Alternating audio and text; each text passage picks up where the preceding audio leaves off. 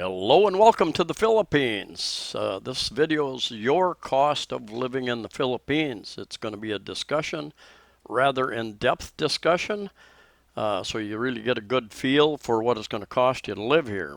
I will even address some girlfriend, boyfriend costs, family costs, entertainment costs a little bit later as well.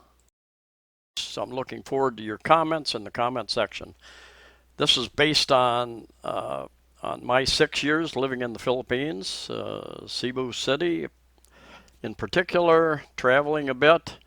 This is about my conversations with many other expats who've lived at different levels, very, very low level, very low budget, very high budget, and we're going to talk more about averages and then a range of costs and figures there. Anyway, the first item is what's your exchange rate with your money in your home country? Now, when I moved here from the USA, 2015, the exchange rate to the peso was 45.5 pesos to the US dollar. Now it's gone up to 54 last year, and right now it's right about 49 pesos to the US dollar. The difference from 45.5 to 49 equals about 3,500 pesos more per month than when I first come here. That is about 70 US dollars more than when I came here based on the 1,000.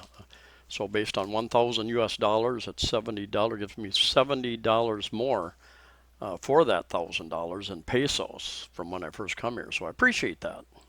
On the other side, you have inflation, which has been raising its ugly head forever and a day. And that housing costs have been rising rapidly for 8-9 years here in the cities of the Philippines primarily. So it's up to you to know your budget, know how much you can afford to spend.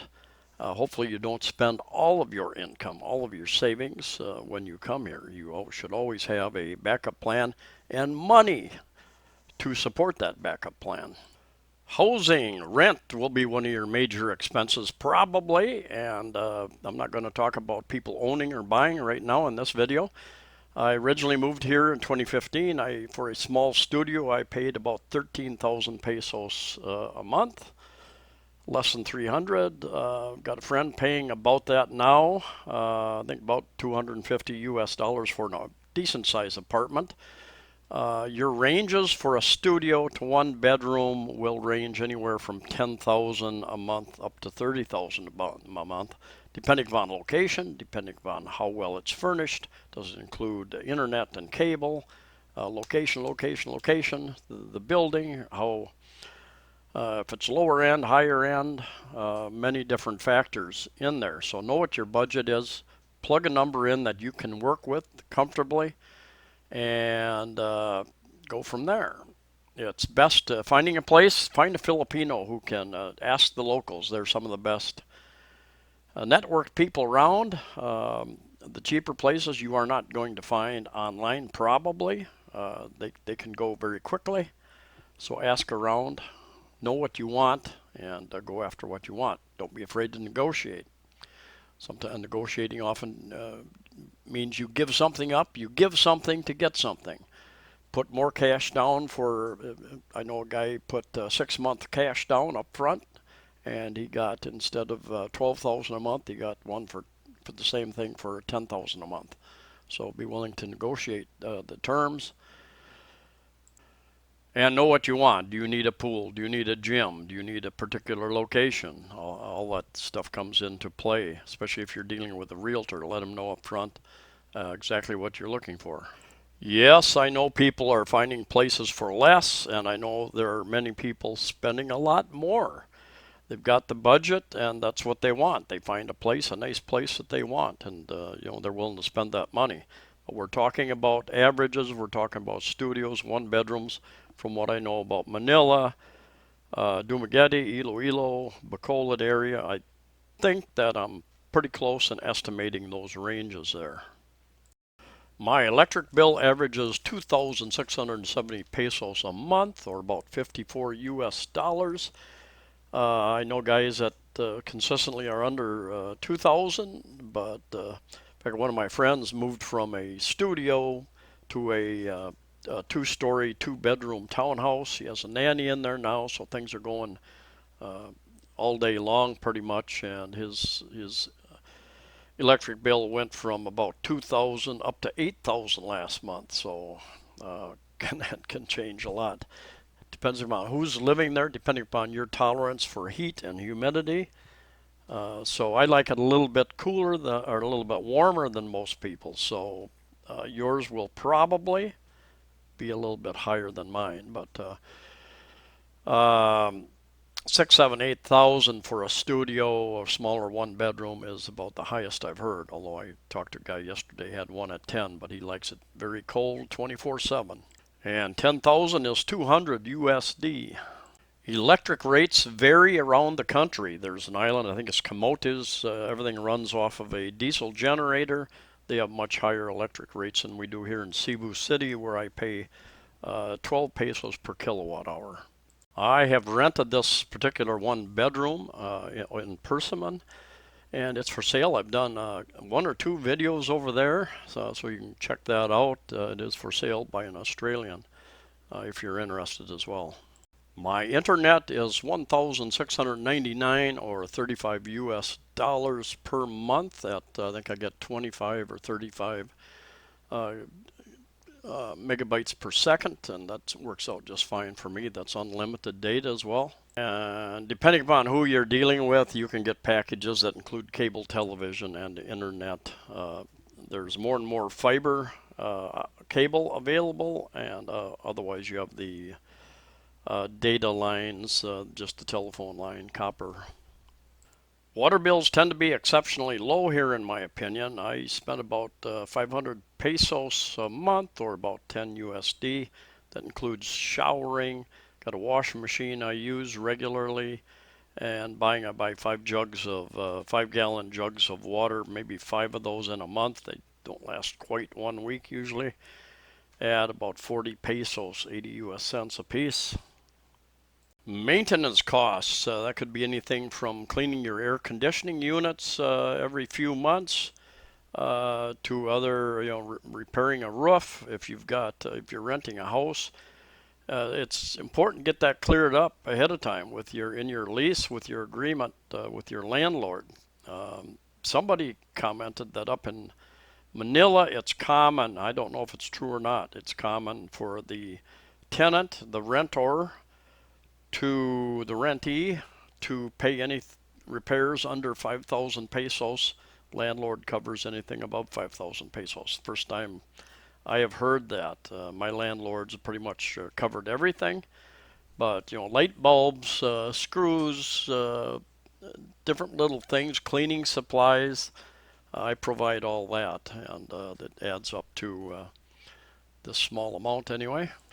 It could run into the thousands of pesos if you're living out in the province with a family, a Filipino family, for very little rent and costs. You may end up spending thousands on a new roof, on a driveway. I know several of you have done that. You put in concrete driveways, drainage. You put in wells. So think about that. So my total house costs, not including food, which I'll go over next, 25,620 pesos per month, or about 512 US dollars, based on about 50 pesos to the US dollar.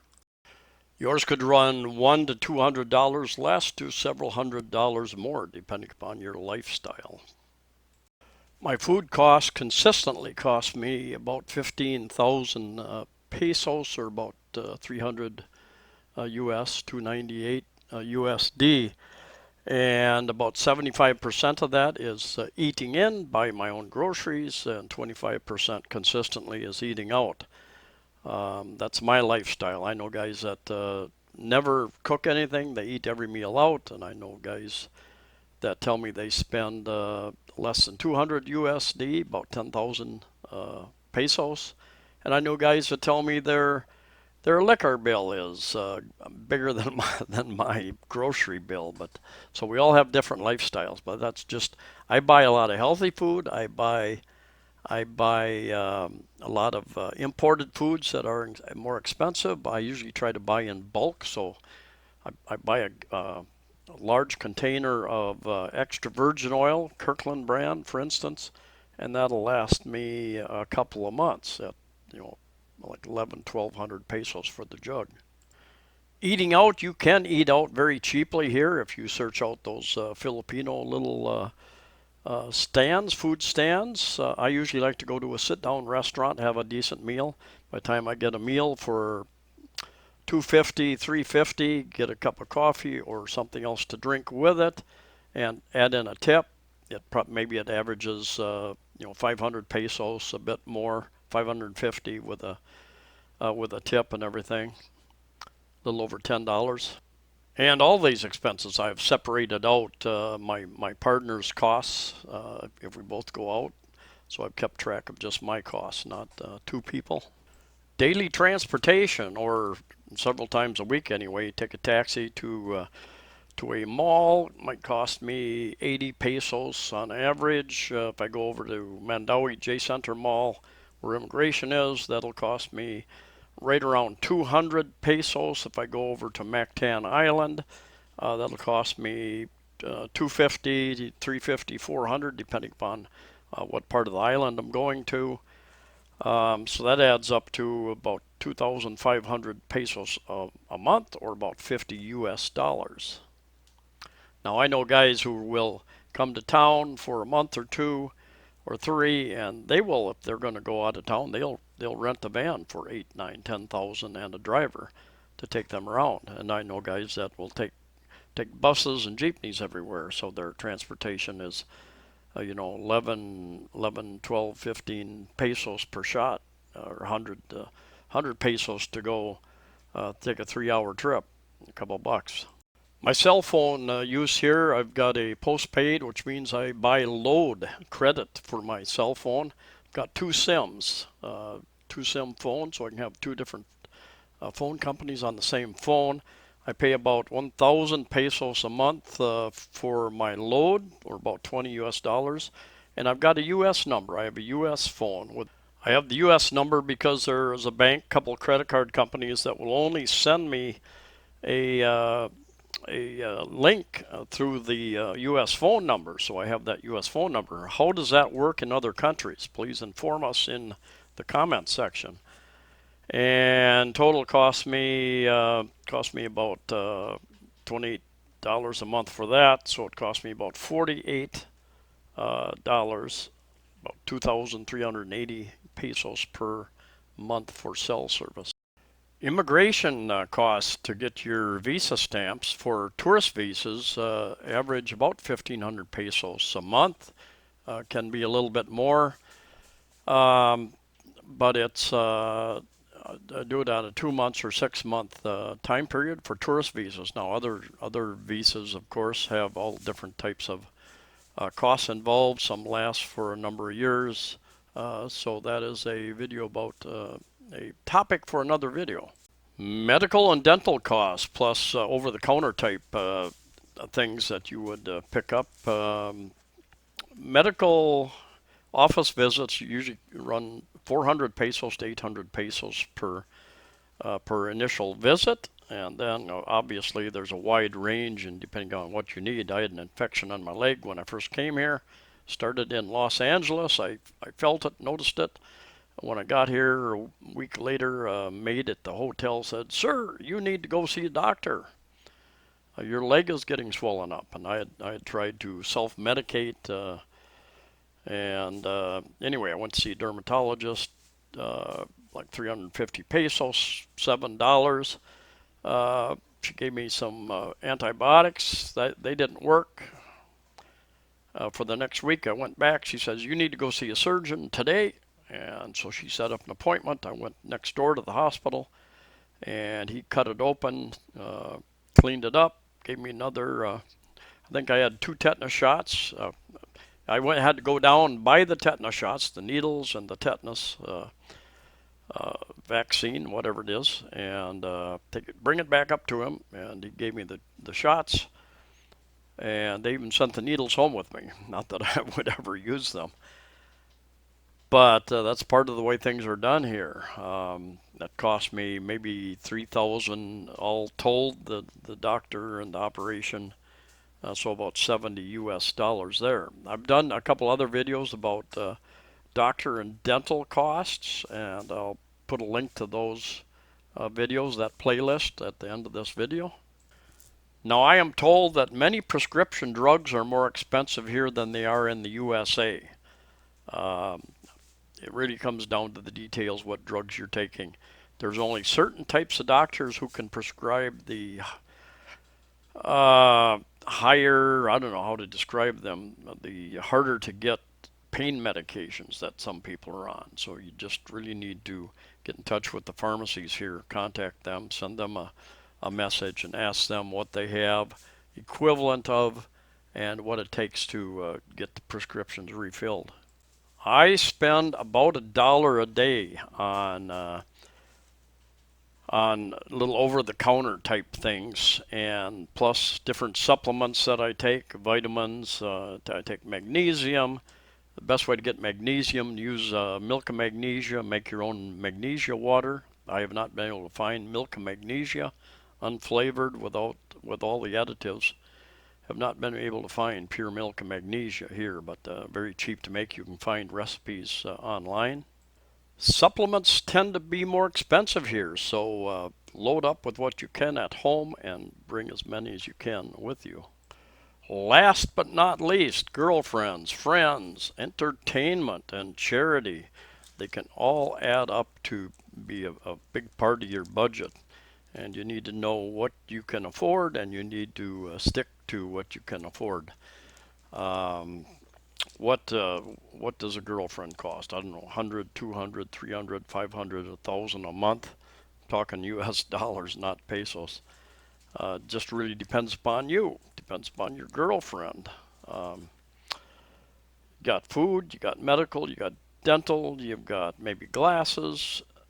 Many of the girls that I've met, they don't have swimsuits. So if you want to go swimming, you've got to buy them swimsuits. Maybe you're going to put them through college, get them some education. Many of them need phones. They don't have the latest phone. They want that. Their transportation, gifts, birthday gifts, other events where you give gifts, Christmas, trips, and then your friends too. I have more and more friends that get in touch with me. Hey, you want to go for a drink? You want to go for dinner? You want to do this? You want to do that? That adds up. Charity. Many of us, you just feel the need. You want to help out a little bit, and you do what you can, when you get those opportunities. There are maybe your girlfriend is a gambler, uh, chasing those racehorses, or whatever might be the case here. Going down to the casinos, and there are plenty of casinos in town. Um, so depends on what kind of girl you find. Many people say, go to the province, go to the province, find a province girl. She hasn't been to the city too many times. She hasn't been corrupted. She hasn't been to the big malls, hasn't done all the window shopping, and has her mind so full of so many things that she wants. There's one other thing that I did not include. I had budgeted 100 US, about 5,000 pesos a month to take a trip someplace. That has not worked out that way. In reality, it's been once every 2 months, once every 3 months that I would take a trip. I would like to travel a lot more and start that routine, and hopefully I can do that if things ever get somewhat back to normal where travel is allowed. If it's not allowed, it's not allowed. Uh, and then there are a few other expenses I did not include. I've got a couple expenses back in the USA, life insurance being one. If you have birthdays and other gifts that you give people back in your country, you need to include that on your budget as well. Now, my total, if I added everything up pretty much correctly, if I added everything up correctly, my total cost 46,212 pesos uh, per month, about 1,540. per day, and that's translates at 49 pesos to the U.S. dollar, translates to $943 per month, or about $31 a day. And when I first came here, the first month or two, I spent over 2,000 a month getting set up, buying cookware, buying sheets for my bed, all the different things getting set up. Now I didn't have to buy all that stuff right up front, but I did. And I would suggest, especially if you're on a tighter budget, that you start slow and then you move into it. I've done a number of other videos about cost of living. You're welcome to go back and check some of those as well. I know guys are getting by on less. You can until you can't. For instance, you go to the hospital, you get pneumonia for 11 days, like a friend of mine, and it's like 130,000 pesos to get out of the hospital 11 days later. Things happen. You need dental work. You need medical things. So best to have a good savings account and a fairly good monthly income. I've had a number of people suggest you should have 1,500, which is as a minimum, and more like 2,000 or 2,500 a month. There again depends on your lifestyle. Are you able and willing to live within that budget? I think the U.S. the average, which doesn't really mean very much, the average pension these days for the U.S. is right around $1,500. Don't know what they are in other countries, but you can work around that and these figures. Hope that helped, and looking forward to your comments. Anyway, stay safe, stay healthy. Hope you can all travel soon, and I'll see you next time.